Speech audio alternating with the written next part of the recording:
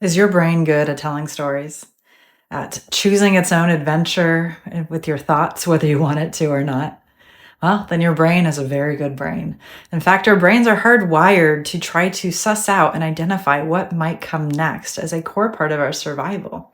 And for brains that are highly driven towards anxiety or stress, this can cause a lot of disturbance and a lot of pain.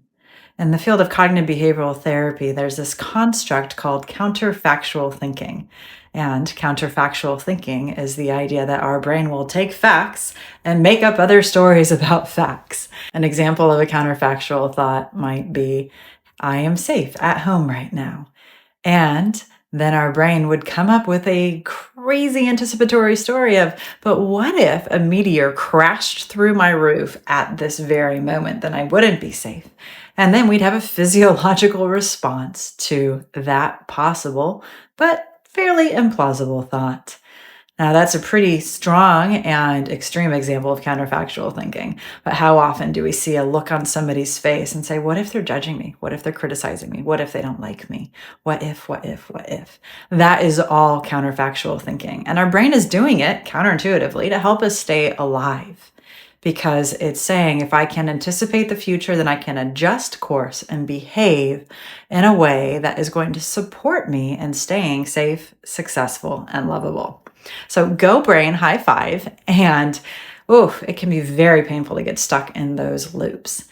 So many moons ago, when I was doing a lot of EMDR work, I came up with a protocol called the Creating Possibilities Protocol. And this protocol, which you've probably seen on this channel a time or two, and we've linked some videos down below, is designed to spin counterfactual thinking in a productive way. We're harnessing the fact that our brain is going to tell some interesting stories in an attempt to keep us safe. And we're going to give that natural neurobiological experience a new job through sculpting the stories that we want our brain to link into. And so that creating possibilities takes that what if possibility and then says, how would we like to feel instead? So what if I was anxious? We go, what if I was excited? What if I was scared? What if I was brave or courageous? And to make it feel like it's actually plausible and possible, creating possibilities, we invite the mind and body to link into an experience in our life where we've felt the desired sense that we want to have more of, or to envision a symbolic representation of that desired sense. And so, what does that look like? I'd like to invite you to just float back across the course of your life and find somebody whom you admire. And then notice, what are a couple different traits of that individual that you admire? Perhaps they're confident, or they're kind, or they're wise, or they're strong. Whatever your chosen trait is, now bring that front and center and notice what that energy looks like or feels like. That person's kindness, is it shown by what? Their strength is highlighted how? Then imagine how you might feel in that moment, embodying that experience. Say, what if I was? And of course, welcome in that havening touch. I mentioned this comes from EMDR originally, which is utilizing psychosensory engagement to change the brain's relationship with the target that we're focusing on. And as we know, that havening touch deepens that experience even more.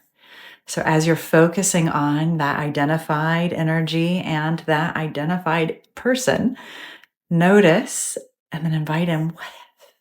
What if? And get really inquisitive and explore the possibility while applying that havening touch.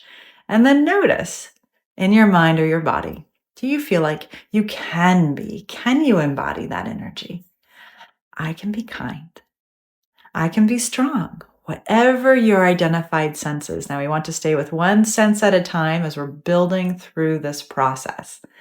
And then we can move on to I will be or I am. The goal here is to give the brain and our little friend Amy, the amygdala, new possible stories to spin when she wants to go spinning those anticipatory, scary stories, because she's really good at narrating doom. But here's the thing about Amy the amygdala. She's involved in all of our emotional experiences. And so the more links we give her to the preferred, desirable feeling states, the more networks she builds with other neurons, the more relationships she strengthens, and the more likely she is to go, I want to feel that way.